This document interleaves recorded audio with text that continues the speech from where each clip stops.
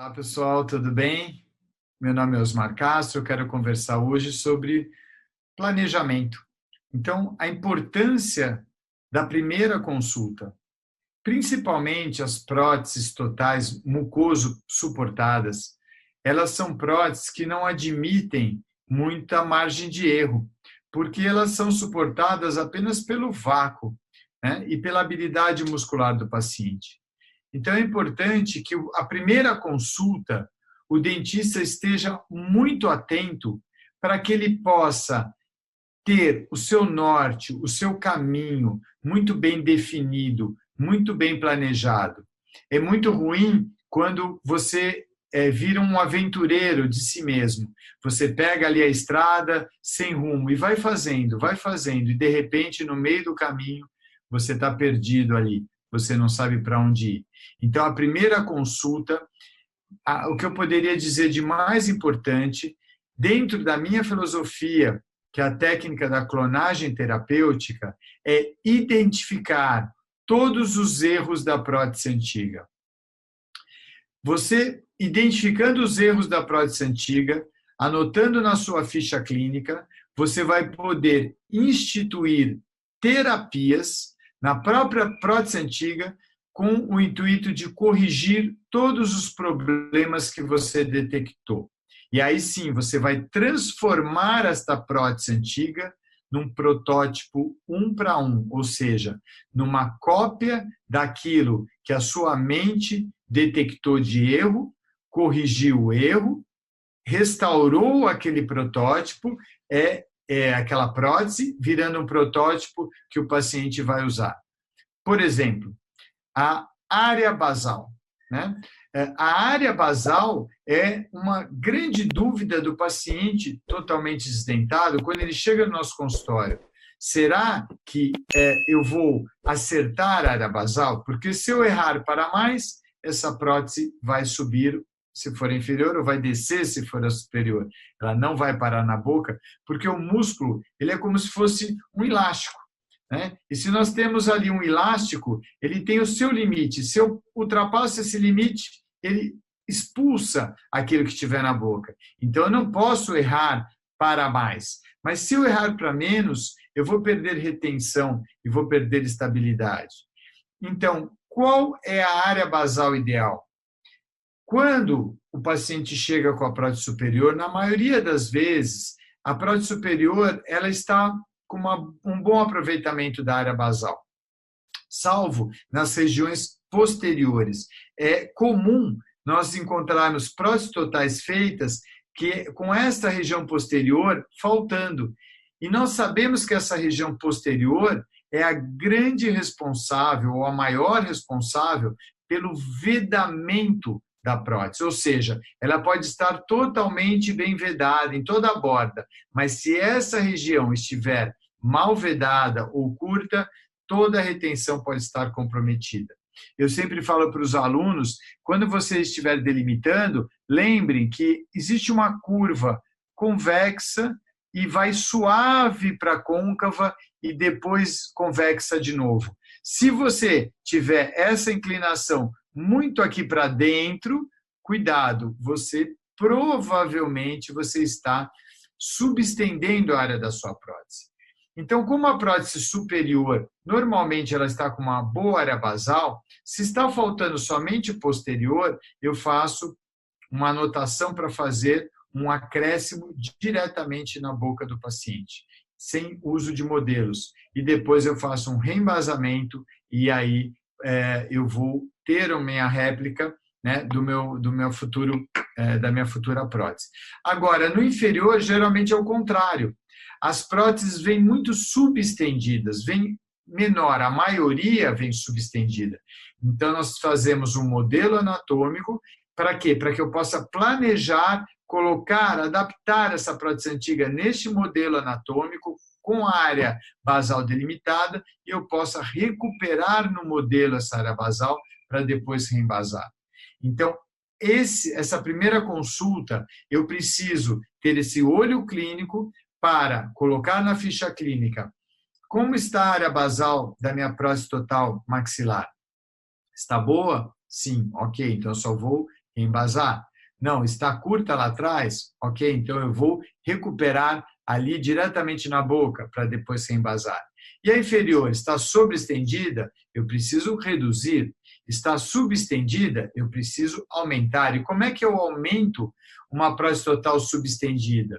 Se eu simplesmente reembasar, ele não vai recuperar a área basal ideal. Ela só vai recuperar um pouquinho pelo extravasamento do material embasador. Como é que eu faço? Eu preciso de um modelo anatômico para delimitar a área basal, posicionar essa prótese sobre o modelo e acrescentar o que falta e depois reembasar.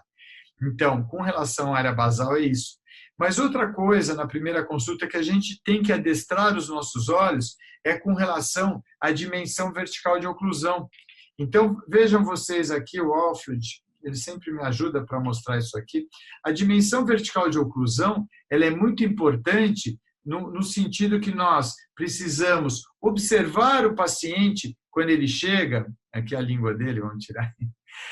A gente precisa observar, porque quando o paciente deglute, né, olha só os músculos, né, eles não conseguem diminuir desse tamanho. Então, logo na primeira consulta, a gente precisa observar o paciente. Como é que ele está? Será que ele perdeu DVO? E mais, será que ele perdeu muita DVO? Porque olha só o perfil do paciente com uma boa DVO e deglutindo, o paciente uma boa DVO e deglutindo, e só a título de aprendizado, de mostragem, vejam o que acontece quando o paciente desdentado vai perdendo os seus dentes ou vai se desgastando os dentes da prótese total. Então, dá para perceber um envelhecimento muito grande, uma sobra de tecidos, olha só. Né? Você tem o quê? Um falso classe 3, vai gastando os dentes da prótese, ele vai protruindo, a ponta do nariz se aproxima da ponta do mento, excesso de pele, e aí eu preciso restabelecer a área basal. Desculpa, restabelecer a DVO. Então, vejam, você, na primeira consulta, você tem que fazer essa análise clínica.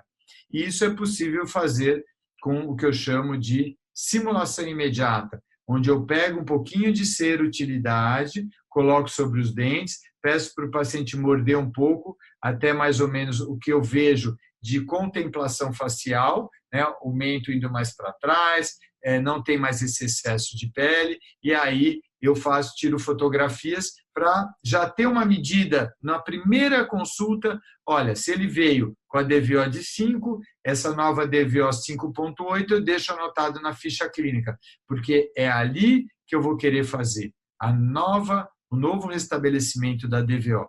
Então, imagine, eu pego aquela prótese antiga e nós vamos acrescentar, através da terapia, uma resina na oclusal dos dentes e nós vamos restabelecer a DVO desse paciente. E, além de restabelecer, vamos deixar os dentes planos para a mandíbula também se reposicionar no sentido horizontal. Então, na primeira consulta, análise da área basal superior, análise da área basal inferior e necessidade ou não de se fazer um modelo anatômico para recuperar essa área basal, análise da dimensão vertical de oclusão, eu mantenho a mesma dimensão, está boa, ou não, eu tenho que restabelecer a DVO. Porque se o paciente perdeu muita DVO, vocês podem ter certeza que ele perdeu também a relação cêntrica. Ele perdeu no sentido vertical e perdeu no sentido horizontal.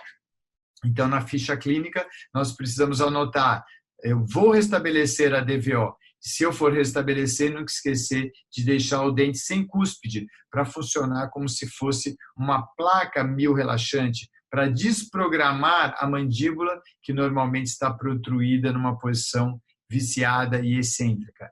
Então, além de ver a área basal, além de ver a dimensão vertical de oclusão, né, nós devemos analisar também a estética desse paciente na primeira consulta.